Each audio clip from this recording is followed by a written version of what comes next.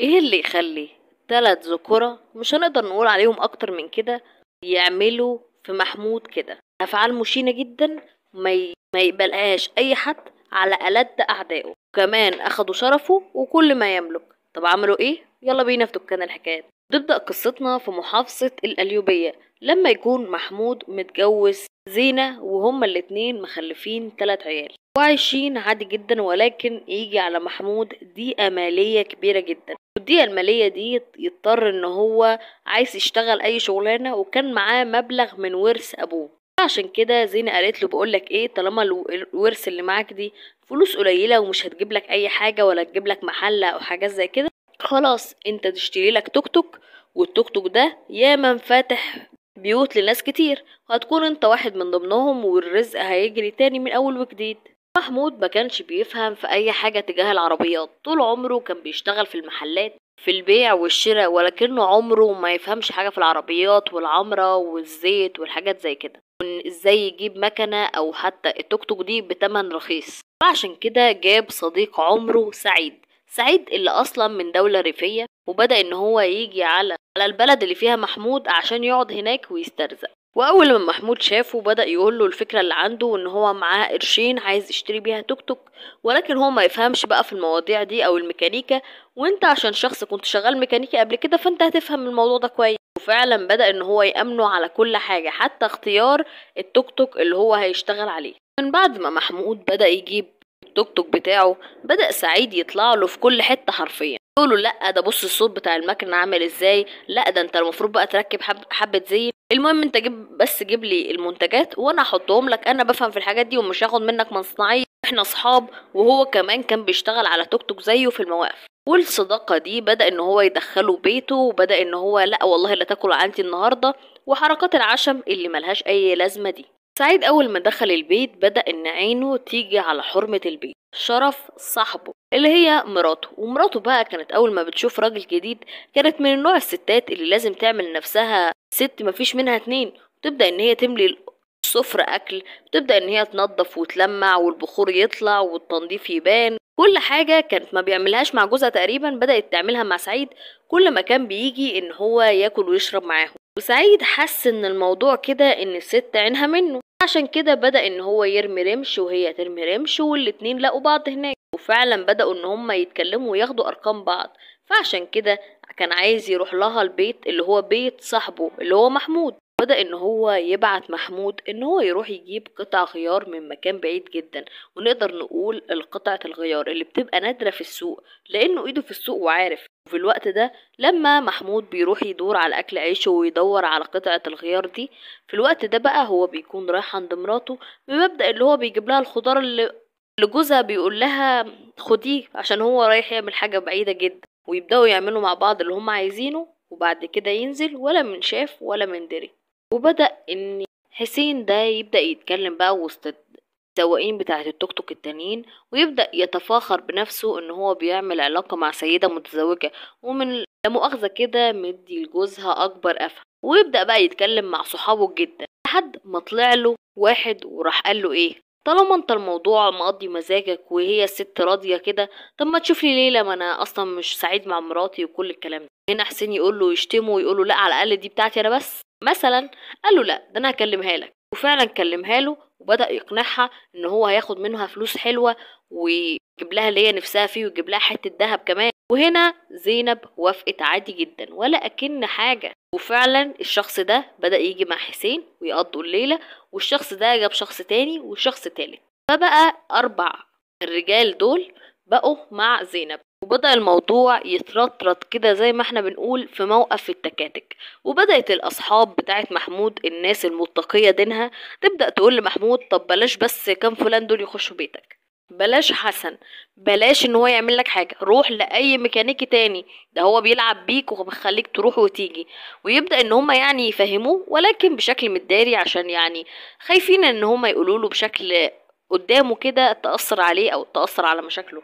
فعشان كده بدأوا ان هم يقولوا له ايه، لا يعني خلي بالك من مراتك، لا شد عليها شوية، مش كل مرة تنزل وتركب بس مع حسين. الناس بدأت تتكلم، فعشان كده اعرف هي نازله امتى وخليك موجود، انت اولى بمشاوير بيتك برضو، وهكذا. بدات الناس تتكلم على كذا ان هو يعني بيحفظوا ماء وجه الراجل.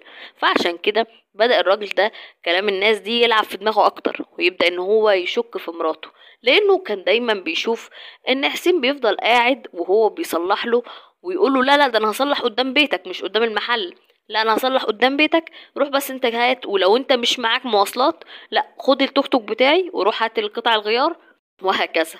ولقى كمان ان الناس بدأت تبصله بصات وحشة كتير جدا. فعشان كده يقرر ان هو لا احنا هنراقب زوجتي كده من بعيد لبعيد، عشان برضو كلام الناس ممكن ما يبقاش حقيقة في كل الاوقات.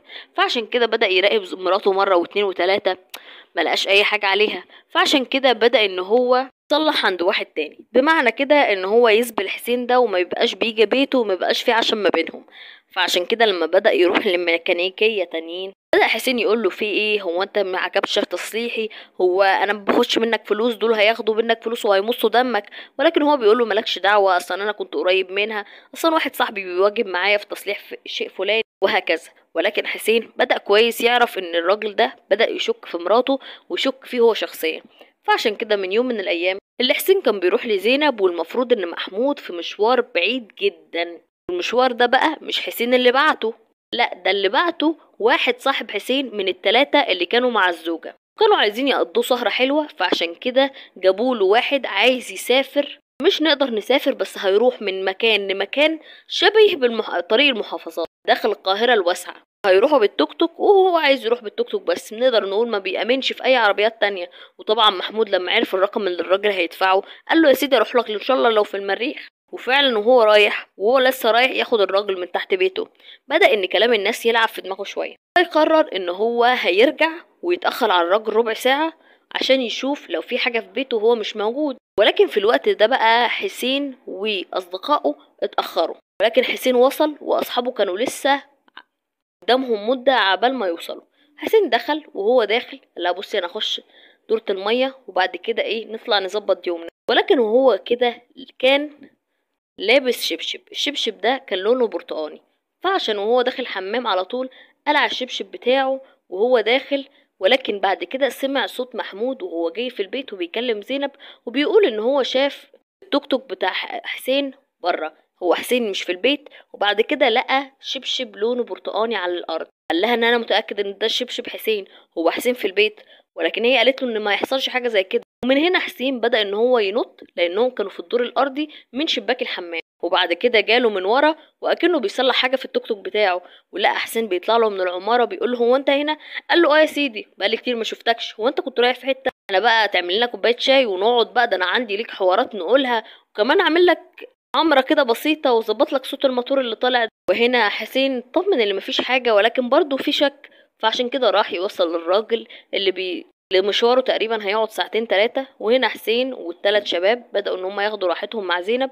في اليوم ده اول لما محمود رجع من الشغلانة بتاعته بدأ ان هو يقعد مع مراته ويقول لها كده يعني ان هو شكك فيها من بعيد. طبعا هي ماتت في نفسها ان هي بقت شك دلوقتي، ولو هي مش خايفة علاقتها بحسين بس خايفة مع علاقتها مع التانيين اللي بيجيبوا لها فلوس احسن من حسين بكتير، عشان كده ما تبدأش ان هي ترد عليه تاني ومن فين وفين. لحد ما بقى الناس اللي كانوا بيجوا مع حسين واللي كانوا بيدفعوا فلوس يبدأوا يقولوا له بقول لك ايه ما فيش ليلة هنروحها ولا ايه، وهكذا. وحسين يبدأ ان هو يتصل بيها اكتر من مرة ولكنها ما متردش عليه، وما ترد عليه تقول بقول لك ايه كفايه بقى تجريس اللي حصل لي، وانت مش هتنفعني لما جوزي يعمل لي حاجه، وانا بحبك وبحب اللي احنا بنعمله كل حاجه، ولكن انا مش هستحمل ان جوزي يعمل فيا كده او يفضحني في المدينه. فعشان كده راح قال لها يعني جوزك هو المشكله، انت ما اتقلبتيش عليا وعادي نعمل اللي احنا كنا بنعمله تاني؟ قالت له اه ان المشكله هي جوزي. فعشان كده بدأ ان هو يلم التلاتة اللي كانوا مع علاقة هي كمان مع زينب وهو، ويبدأوا يقعدوا هما الأربعة يخططوا ازاي يخلصوا من جوزهم عشان يعيشوا حياتهم طبيعي. عشان واحد من التلاتة اللي كان برضو سواق تاكسي معاهم يبدأ ان هو يكلم محمود ويقول له بقولك ايه، في منطقة كده كانت منطقتي اصلا، في هناك زفة عروسة وعايز كام توك توك كده يزمر لهم ويبدأ يعمل حركات وهكذا، يعني ان احنا نعمل زفة تليق بالعروسة وهيتاخد فيها مبلغ حلو، فايه رأيك تيجي؟ وهو طبعا محمود كان واقف طول النهار عشان يجيب مبلغ كويس لبيته، فعشان كده لقاها فرصة وبدأ يروح من غير خوانة. وبدأوا هنا بعد الزفة اللي فعلا كانت موجودة، واخد ال200 جنيه، فبدأ ان هو يرجع تاني لأهله. وهو راجع وعلى الساعة 2 بالليل بدأ يطلع عليه 3 أشخاص، منهم حسين وسواق التوك توك وكمان الاتنين كمان معاه. وبدأوا على طول يرشوا في عينيه رصاص الفلفل اللي بيخلي الواحد مش شايف كويس. وبعد كده بدأوا ان هم يلفوا حوالين رقبته شال ويشدوا من الناحيتين. وهنا الراجل اتخنق وتوفى، ولكن هما كانوش متأكدين هل هو توفى ولا مجرد ان هو مش قادر ياخد نفسه. فعشان كده قام حسين مطلع آلة حادة وبدأ ان هو يطعنه 3 طعنات كده عشان يتأكد يعني من الموضوع. وبعد كده مسكوا على طول التوك توك باللي فيه اللي هو حسين، قصدي محمود. وبعد كده بدأوا ان هما يرموه في الرشاح. بعد كده حسن بدأ ان هو يرجع يتصل بزينب ويقول لها مش انتي كنت مشكلتك زوجك في الحياة، انا خلصت لك من زوجك. بدأت هنا زينب طبعا تولول وتقول له عملت في ايه، احنا ما كناش متفقين على حاجة وهكذا. ولكن قال لها بصي انا خلصت منه، ولو انتي رحتي قلتي لرجال الشرطة انتي هتتلبسي كمان معانا، وان احنا اصلا عملنا كل ده عشانك انتي، واحنا هنقول ان انتي السبب واللي انتي رسمتي الخطة معانا. فقالت له طب انا اعمل ايه؟ قال لها يبقى ترسمي ان انتي مش لاقيه جوزك وهكذا. وهي فعلا راحت يومين بدأت تسأل عليه في الموقف اكتر من مرة، وعند اهله وعند ناسه وهكذا. ولكن طبعا كله قال ان احنا ما لقيناهوش، لحد ما يجي بلاغ للشرطة ان في حادثة موجودة في المنطقة اللي هم انهوا حياته فيه، ويلاقوا التوك توك ويلاقوا الجثمان. وعشان هو كان عنده علامة في ايده معينة كده ومميزة جدا قدام الناس، فكانوا على طول اول لما شافوه قالوا ده محمود اللي كان عنده توك توك وساكن في المكان الفلاني، ومراته كانت بتدور عليه بقالها فترة. وعشان كده رجال الشرطة بدأت ان هي تجيب زينب وتعرفها على الجثمان، وقالت ان هو. وبدأت بقى القضية تتفتح لأسباب معينة. اول سبب ان هي مفيش حادثة عادية تكون مأخوذ 3 طعنات في البطن. بعد التحريات على زينب أكتر من شوية عرفوا إن زينب مقضياها أو مدوراها زي ما نقول، واللي بيدورها لها ده اسمه حسين. وكمان في 3 دايما بيترددوا على بيتها حتى بعد وفاة الراجل ده. بدأوا إن هما يجيبوا حسين وال3 أشخاص اللي كانوا بيترددوا على البيت أكتر من مرة وزينب، وقعدوا بقى يحققوا معاهم كل دول. ولكن زينب شكت، وبدأت إن الشك يدب في قلبها بسبب ان رجال الشرطة قالوا لها ان انتي كده كده شريكة في الجريمة. بدأت تقول ان انا لا، انا ما عملتش اي حاجة وما قلت لهمش اي حاجة، وانا ست كنت قررت ان انا اتوب، ولكن هم ما سابونيش اني اتوب، وهم عملوا كده من نفسهم ورسموا الخطة وهكذا. بدأت تحكي لهم ان هم كلموها وكلمها، وبدأ يقول لها ان هم خلصوا من جوزها، بس هم ما تعرفش اي حاجة تانية، وان هي كانت على علاقة بالرجالة دي بس ما تعرفش عن الخطة اي حاجة، لان كان في محامي قال لها ان محدش يقدر يعملك اي جريمة بسبب ان انتي مثلا عملتي علاقة مع رجالة غير جوزك الله يرحمه، فعشان كده اعترفي احسن لك. ومن اول ما اعترفت طبعا حسين بعد الضغط وكمان مواجهته باعترافات زينب، بدأ ان هو يقول ان هو كان بيحبها جدا وعشان كده عمل لها الكلام ده، وان هي فعلا ما تعرفش اي حاجة عن الجريمة، مش زي ما قال في الاقوال الاولانية ان هم كلهم سوا.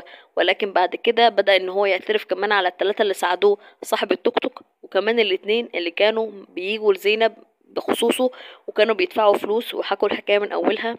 وبعد كده ال4 دول اتحكم عليهم بالإعدام، وبسبب ان زينب كانت متسترة عليهم وعارفة ان في جريمة حصلت، ولكن خافت تروح تبلغ لرجال الشرطة، فعشان كده اتحكم عليها ب3 سنين التستر على الجريمة دي. الحرام نهايته واحدة، ولكن الناس بتحب ان هي تعمل نهايتها كل واحد مع نفسه، ولكن السيناريوهات كتير، ولكن محدش بيتعظ او محدش بيقول ان ده حرام بعيدا عن الحرمانية، ده ضد القانون لا، او بعيدا عن الراجل الشقيان التعبان اللي قرر ان هو ياكلها بالحلال.